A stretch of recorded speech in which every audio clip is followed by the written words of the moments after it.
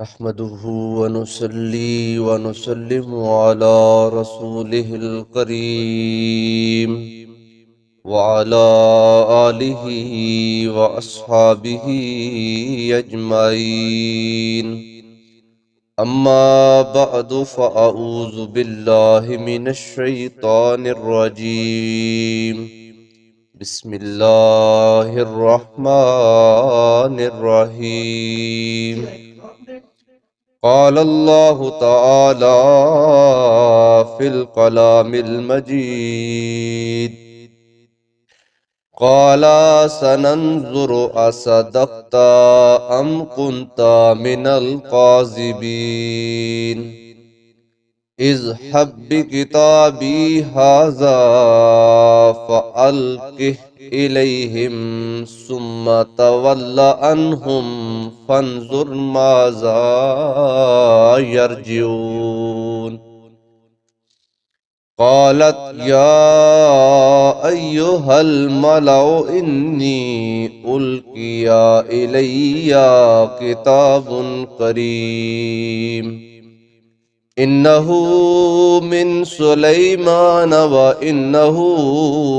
بسم الله الرحمن الرحيم.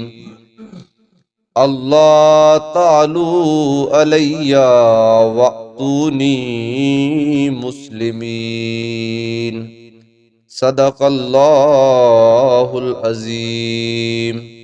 إن الله وملائكته يصلون على النبي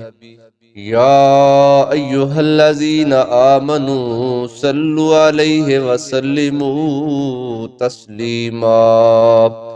پڑھیے سب: الصلاۃ والسلام علیک یا سیدی یا رسول اللہ وعلی آلک واصحابک یا سیدی یا حبیب اللہ. الصلاۃ والسلام علیک یا سیدی یا شفیع المذنبین. الصلاۃ والسلام علی اشرف الانبیاء والمرسلین. اللہ رب العالمین کی حمد و ثنا اور حضور رحمت عالم نور مجسم احمد مجتبی حضرت محمد مصطفیٰ صلی اللہ علیہ وآلہ وسلم آپ کے دربار گوہربار میں درود و سلام کا نذرانہ پیش کرنے کے بعد، قابل احترام بزرگوں اور دوستوں، قرآن پاک کی سورہ النمل کی چند آیات بینات آپ کے سامنے تلاوت کرنے کا شرف حاصل کیا ہے. اس سے پہلے کی آیات بینات کا مختصر ترجمہ اور تفسیر آپ کے سامنے گزشتہ جمعۃ المبارک پر پیش کی تھی. اسی مضمون کو آگے چلاتے ہوئے چند آیات بینات کا ترجمہ اور تفسیر آپ کے سامنے پیش کرتا ہوں. اللہ تعالیٰ میری زبان پر کلمہ حق جاری فرمائے. اللہ رب العالمین نے سورہ النمل میں حضرت سلیمان علیہ السلام کا واقعہ 2 رکوعوں کے اندر مفصل ارشاد فرمایا ہے. اللہ تعالیٰ نے قرآن پاک کی ان آیات بینات میں ہم اہل ایمان کو آگاہ کیا کہ اللہ تعالیٰ نے سلیمان علیہ السلام کو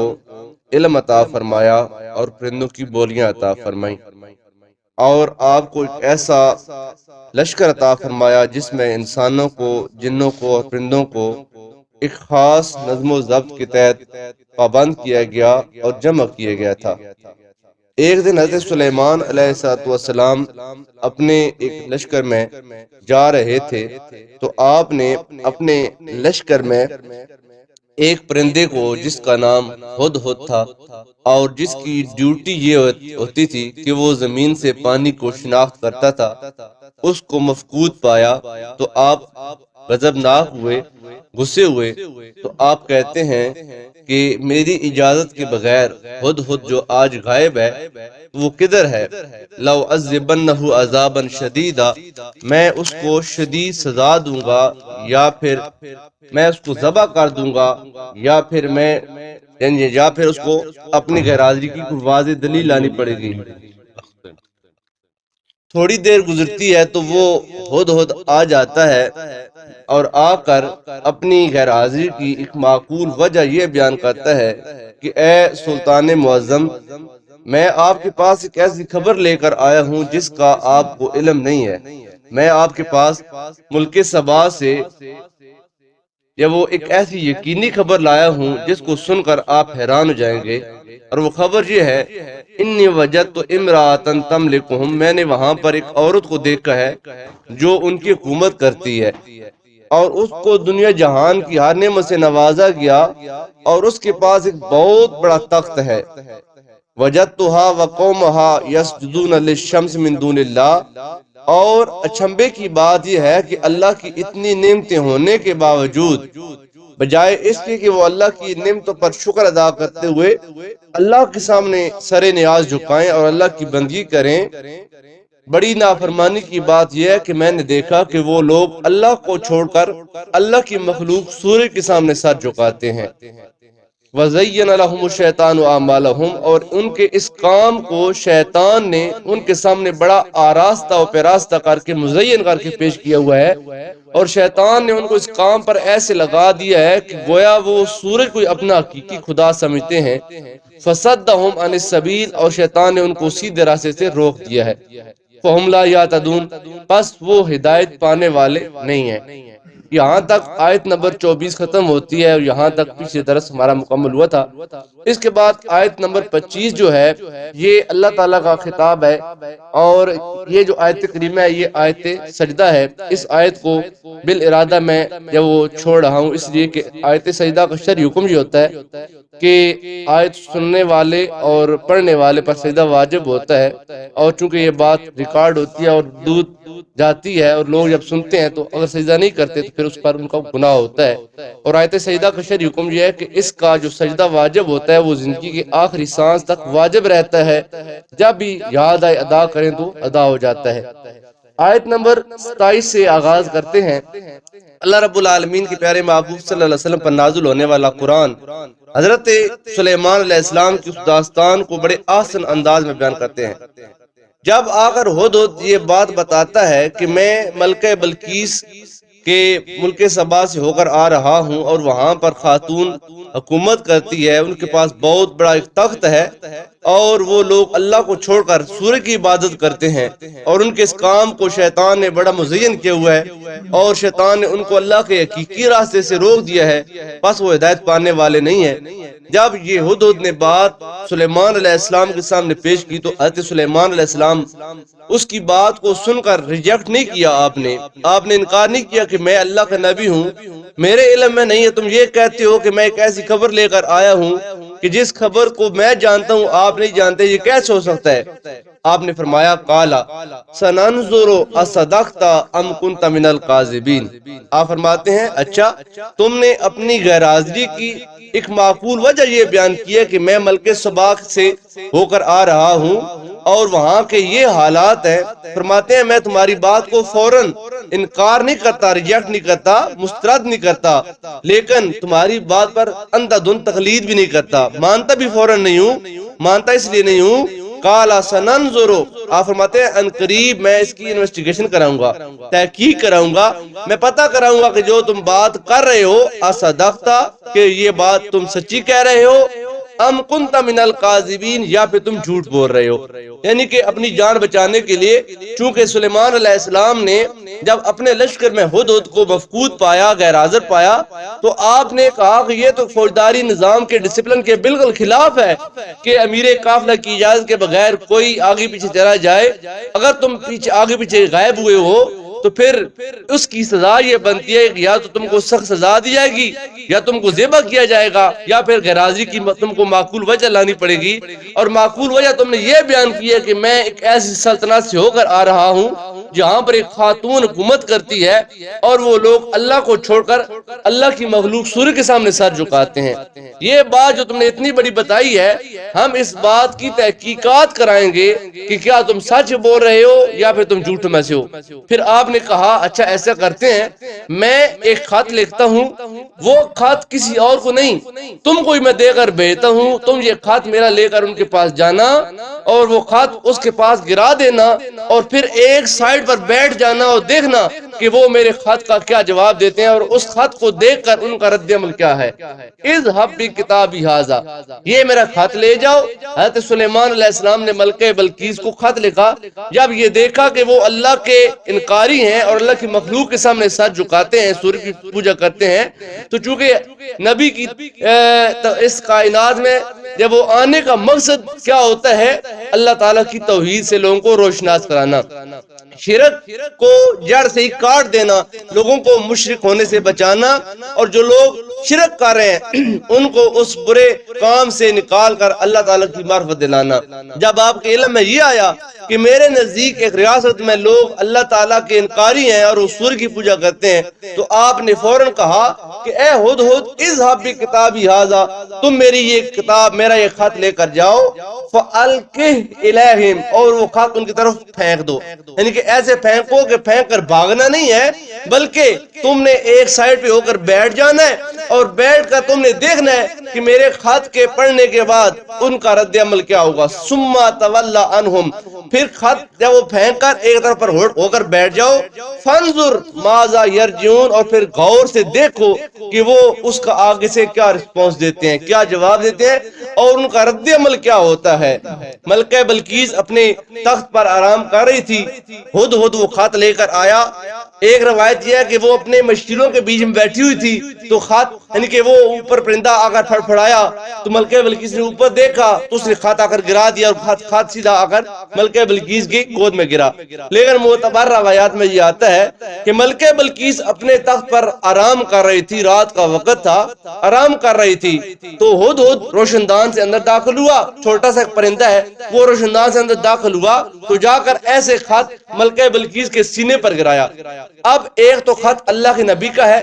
اور اس خط کے اوپر کلام خدا لکھا ہوا ہے، اللہ کے نبی کی نبوت کا جلال ہے. جو ہی خط اس ملکہ بلقیس کے سینے پر گرا تو اس کو ایسے محسوس ہوا گویا کہ بہت بڑا پتھر میرے سینے پر کسی نے رکھ دیا ہے. ایک معمولی سا ورقہ ہے، چھوٹا سا پیج ہے، اس کے اوپر اللہ تعالیٰ کے نبی کا پیغام لکھا ہوا ہے. ملکہ بلقیس کے جب سینے پر ہدہد نے وہ خط رکھا اور رکھ کر اس دوبارہ روشندان میں خط رکھ کر وہ ہدہد بیٹھ گیا،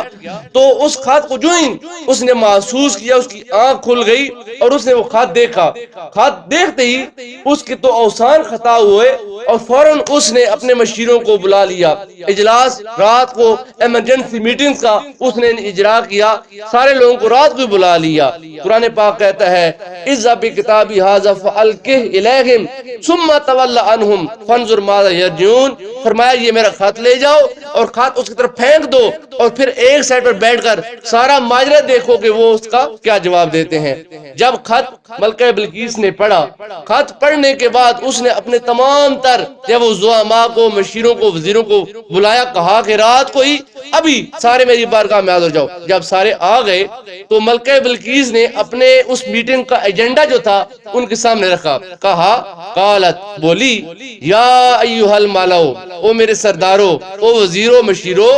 انی القیا الیہ کتاب کریم،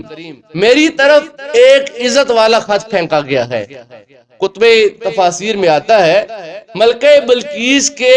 ایمان لانے کا سبب یہ بنا کہ اس نے اللہ کے نبی کے خط کو تعظیم کے ساتھ کہا کہ یہ عزت والا خط ہے. شاہ ایران، شاہ کسرا اور دیگر جب وہ بادشاہوں کی طرف اللہ کے نبی نے خط جب وہ بھیجے تھے توحید کا پیغام دینے کے لیے، جب اسلام کو پھیلانا مقصود ہوا تو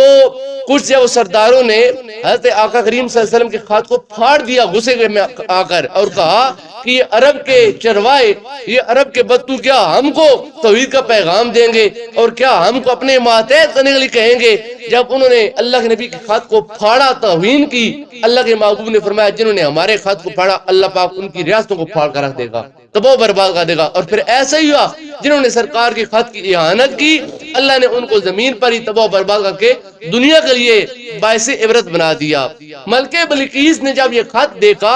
ایک اتنی بڑی سلطنت کی مالک ہے، بہت بڑی فوج رکھتی ہے، سرسبز و شاداب علاقے کی مالک ہے، ڈیم ہے اس کے پاس اور ہر طرح کی نعمت ہے. قرآن کہتا ہے وَأُوتِيَتْ مِن كُلِّ شَيْءٍ، ہر وہ چیز جس کی بندے کو زندگی گزارنے کے لیے ضرورت ہوتی ہے اور ہر وہ چیز جس کے لیے ملک کو ضرورت ہوتی ہے وہ ہر چیز اللہ پاک نے ملکہ بلقیس کو دے رکھی تھی۔ اتنا بڑا سلطنت ہونے کے باوجود ملکہ بلقیس نے اس خط کو معمولی نہیں سمجھا، بلکہ اس خط کو جب پڑھ کر اس نے آنکھوں کے ساتھ لگایا، چوما، اور آ کر اپنے وزیروں سے کہتی ہے قالت یا ایھا الملأ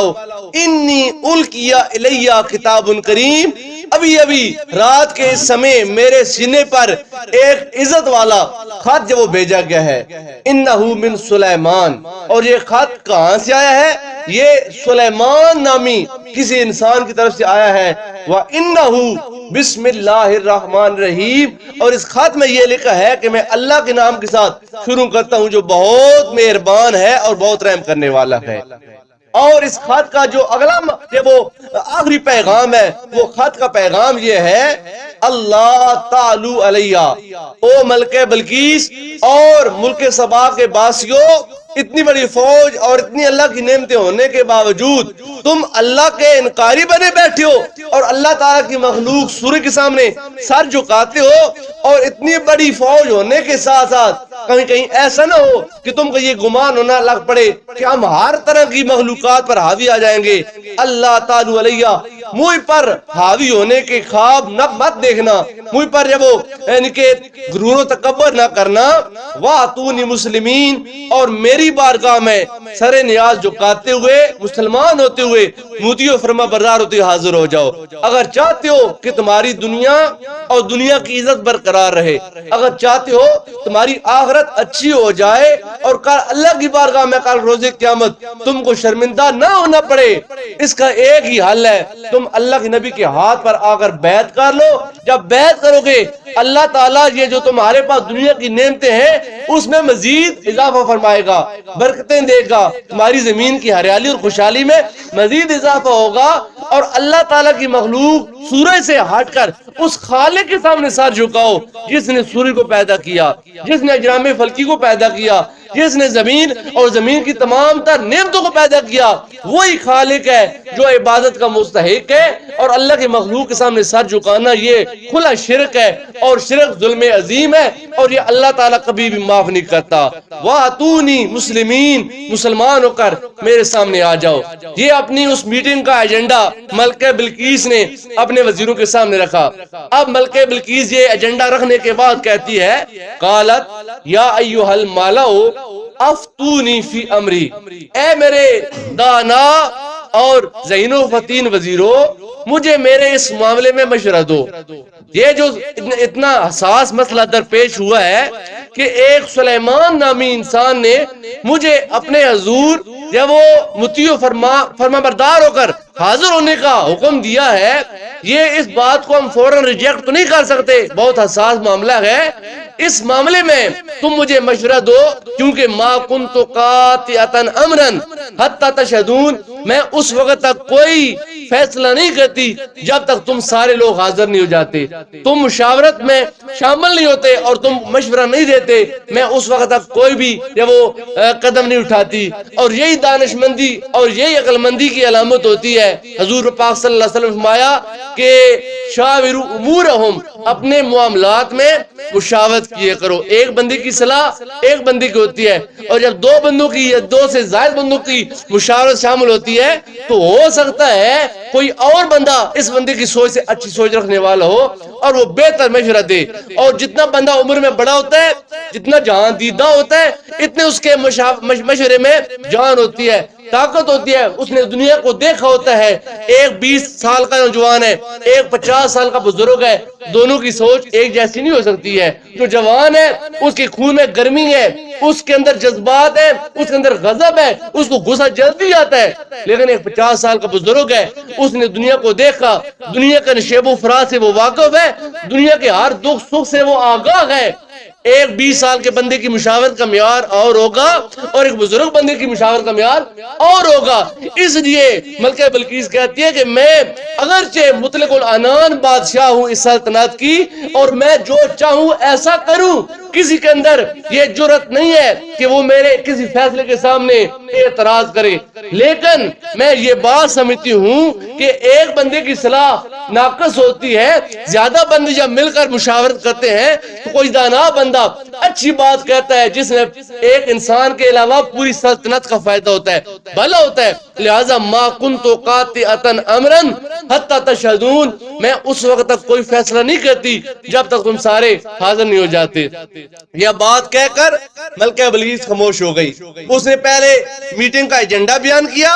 ایجنڈا بیان کرنے کے بعد اس نے ایک جب وہ اوپن رائے کھول دی، کہا میرے مشیروں وزیروں اب تم بتاؤ ہمیں کیا کرنا چاہیے۔ قالو، اب وزیر بولے، کہتے ہیں نحنو اولو قوت، اے ملکہ بلقیس جہاں تک ہماری قوت کی بات ہے، ہماری فوج کی بات ہے، دفاع کی بات ہے، قالو نحنو اولو قوت، کہتے ہیں ہم بڑے طاقتور بھی ہیں، وَأُولُو بَأْسٍ شَدِيدٍ، اور سخت جنگجو بھی ہیں، یعنی ہمارا مورال بلند ہے، ہماری فوج ہر دم توانا ہے اور تیار ہے، بس تمہارے ایک آنکھ کے اشارے کی ضرورت ہے، تم اشارہ کرو ہم فوراً حرکت میں آئیں گے، جس طرف تم کہو گے ہم جب وہ کشتوں کے پشتے گرا دیں گے، اور ہم فوج یہ ساری ہماری پوری فوج ہے وہ جنگ کے لیے ہر وقت تیار ہے۔ قالوا نحن اولو قوت و اولو باس شدید، کہتے ہیں کہ ہم بڑے طاقتور بھی ہیں اور سخت جنگجو بھی ہیں، لیکن ہم جنگ کی ذمہ داری اپنے اوپر نہیں لیتے ہیں، ہم آپ کو فوراً یہ نہیں کہتے کہ اس کی کیا مجال کہ وہ ہم کو اپنا مطیع فرما بردار ہونے کے لیے بولے۔ سلیمان ہم یعنی کہ اس بات کو اپنی توہین سمجھتے ہیں کہ ہم کو کوئی کہے کہ وہ ہمارا مطیع فرما بردار ہو جائے، ہم وہ کہتے ہیں کہ اگر آپ ہم سے پوچھتے ہیں جو میں چیف آف آرمی سٹاف ہوں، جو آرمی کو میں کمانڈ کر رہا ہوں، ہماری فوج کا مورال بلند ہے، ہم ہر وقت تیار ہیں، آلات حرب و ضرب تیار ہیں، ہمارے جو جنگی ساز و سامان ہے وہ پورے ہیں اور تیار ہیں، لیکن والامر الیک،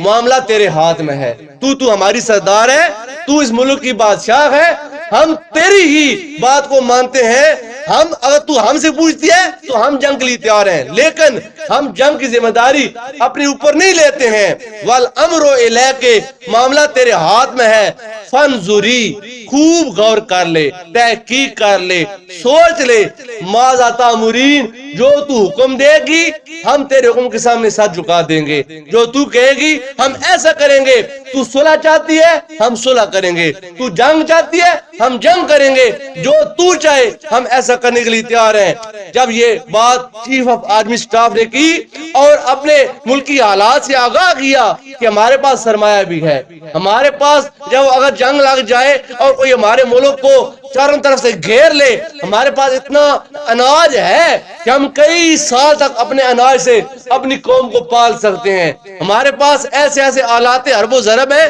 کہ ہم جب وہ دشمن کا مقابلہ کر سکتے ہیں، لیکن اتنا ہونے کے باوجود ہم آپ کو جنگ پر بھڑکاتے نہیں ہیں، ہم آپ کو اس بات پر انگیختہ نہیں کرتے کہ ان کی کیا مجال کہ وہ ہمیں یہ بات کہے کہ ہمارے سامنے مسلمان ہو کر آ جاؤ، ہم تو یہی کہتے ہیں والامر الیک، معاملہ تیرے ہاتھ میں ہے، فانظری، خوب غور کر لے، ماذا تأمرین،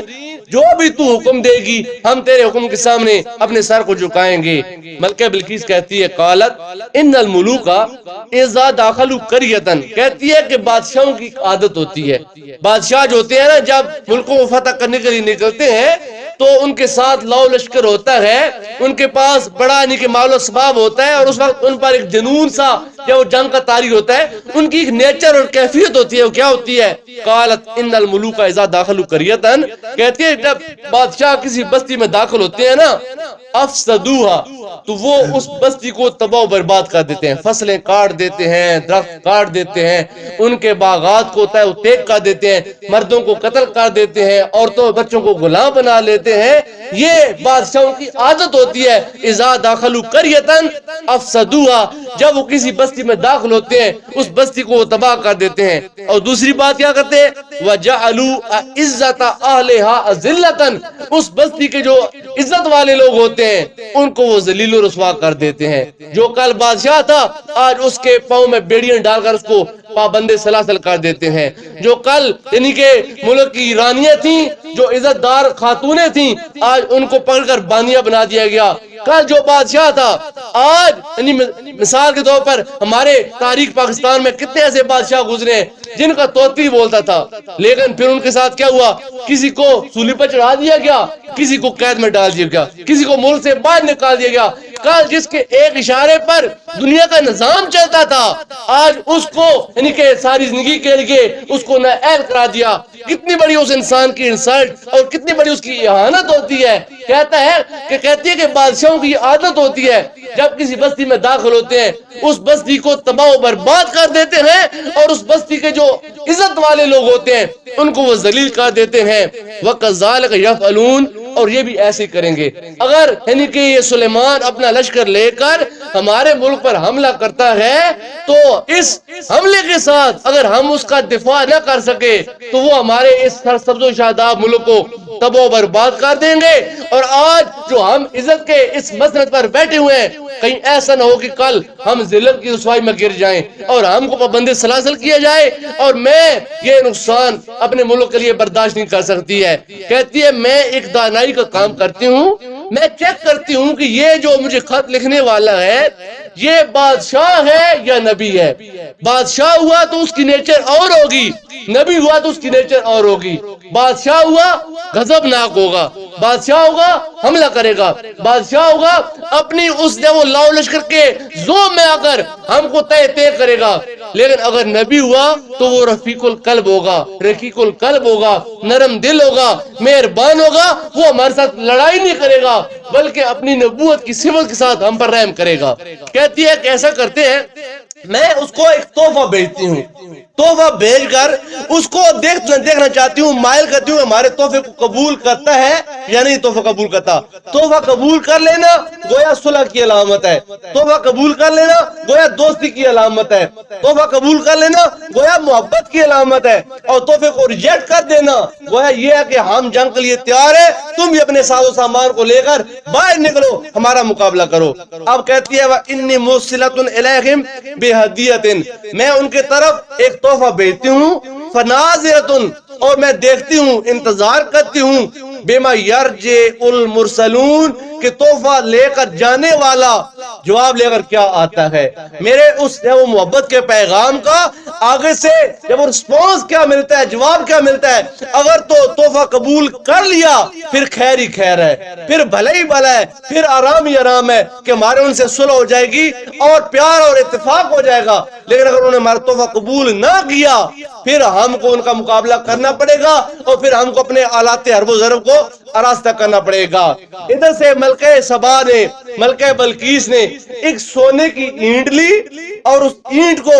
دیباج اور قیمتی کپڑوں میں لپیٹ کر 100 بندوں کی میت میں سلیمان علیہ السلام کی طرف روانہ کر دیا۔ اللہ تعالیٰ نے حضرت سلیمان علیہ السلام کو آگاہ کیا کہ ملکہ بلقیس آپ کی طرف تحفہ بھیج رہی ہے، وہ آپ کی طرف سونا بھیج رہی ہے آپ کو مائل کرنے کے لیے۔ اب دیکھتے ہیں کہ آپ کیا اس تحفے کا جواب دیتے ہیں، کیونکہ وہ ابھی تک مشرک ہے، وہ سورج کی پوجا کرتی ہے، اس کے تمام ملک والے سورج کی پوجا کرتے ہیں۔ اور کیا آپ ایک مشرک کے ساتھ محبت کرتے ہیں یا اس کو اس بات سے منع کرنے کے لیے اس کو آپ جھنکتے ہیں اور اس کو جنگ کے لیے کہتے ہیں؟ اگر تو آپ نے مشرکین کے ساتھ ہاتھ ملا لیا پھر آپ میں اور ان میں کوئی فرق نہیں گا۔ جیسے آج ہمارے پاکستانی ہمارے جو لیڈرز ہیں کبھی امریکہ کی طرف ہاتھ بڑھاتے ہیں، کبھی کہتے ہیں ہم اسرائیل کو قبول کر لیتے ہیں، کبھی کہتے ہیں ہم فلان کے ساتھ ہم کے ایگریمنٹ کر لیتے ہیں۔ قرآن کہتا ہے مسلمانوں کے نہ یہودی دوست ہیں نہ عیسائی دوست ہیں،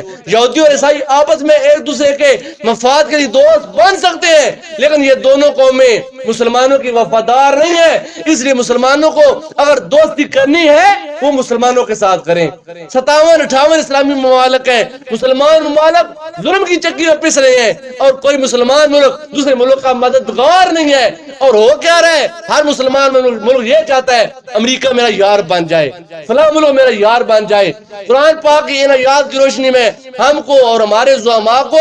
اپنے خیالات اور کردار کو بدلنے کی کوشش ہے۔ اب جب سلیمان علیہ السلام کی طرف وہ قافلہ 100 بندوں کا سونے کی ایک اینٹ کو لے کر بڑے پروٹوکول کے ساتھ آیا، قرآن کہتا ہے فلما جاء سلیمان، جب وہ لوگ سلیمان علیہ السلام کے پاس آ گئے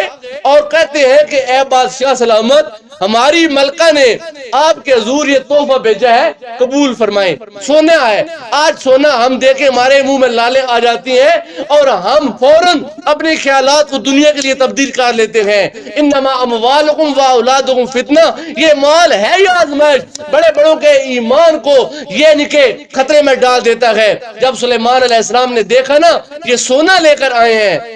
قالا، آپ بولے، اتمدوننی بمال،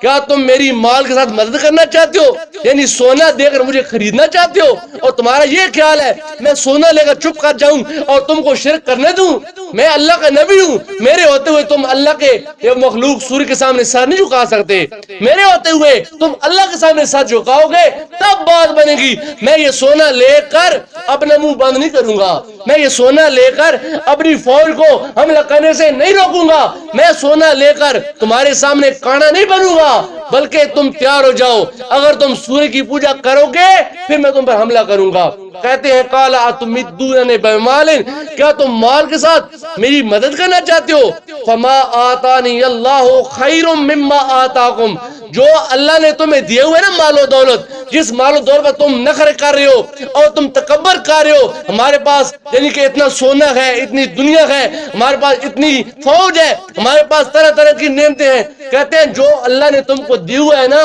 اس سے بہتر مال اللہ نے مجھے دی ہوا ہے۔ یہ بات کہہ کر سلیمان علیہ السلام نے اپنے پاؤں کو ایسے ٹھوکر ماری زمین پر، جو ہی اللہ کے نبی کا جلال کے ساتھ پاؤں زمین پر لگا، اللہ نے ساری زمین کو سونا بنا دیا، ساری زمین۔ کہتے ہیں تم ایک اینٹ کو لے کر اتنے خوش ہو رہے ہو کہ ہم سونا لے کر آئے، اور اس ایک اینٹ کو تم 1000 کپڑوں میں لپیٹ کر میرے سامنے لے کر آئے ہو، اور کپڑوں کو خوشبوئیں لگا کر میرے سامنے لائے ہو، تمہارے خیال میں یہ سونا بڑی دولت ہے؟ کہتے ہیں تمہاری ایک اینٹ سے یہ ساری زمین سونے کی میرے نزدیک اللہ کی عطا سے بہتر ہے۔ کہتے ہیں فما آتانی اللہ خیر مما آتاکم، جو اللہ نے تمہیں دیا ہے اس سے بہتر اللہ نے مجھے دیا ہوا ہے۔ بل انتم بہدیتکم تفرحون، بلکہ تم اپنے سونے پہ تم خود ہی خوش ہو، میں تمہارا سونا دے کر منہ سے رالے نہیں گراؤں گا، تمہارا سونا دے کر میں چہرے میں بشاشت اور خوشخبری کے آثار نمودار نہیں کروں گا، تم مشرک ہو اور میں مشرکین سے ہاتھ نہیں ملاؤں گا۔ اگر چاہتے ہو کہ تمہاری عاقبت بخیر ہو جائے پھر اس ایک خدا کا کلمہ پڑھو جس خدا نے مجھے نبی بنا کر بھیجا ہے۔ آگے یہ پیغام اس سورت کے اندر یہ جو آگے واقعہ جو آگے کیا چلتا ہے اس کا تذکرہ اللہ تعالیٰ نے اگلی آیت بینات میں کیا ہے، جہاں تک آیت نمبر 36 اختتام میں آتی ہے، اور آیت نمبر 45 تک یہ سارا واقعہ اللہ تعالیٰ نے تفسیر کے ساتھ بیان فرمایا۔ اللہ تعالیٰ کی بارگاہ میں دعا ہے اللہ تعالیٰ ہم سب کو قرآن فہمی کی توفیق عطا فرمائے، اور ان آیت بینات میں جو پیغام اللہ نے ہم اہل ایمان کو دیا اللہ اس پر عمل کرنے کی توفیق عطا فرمائے۔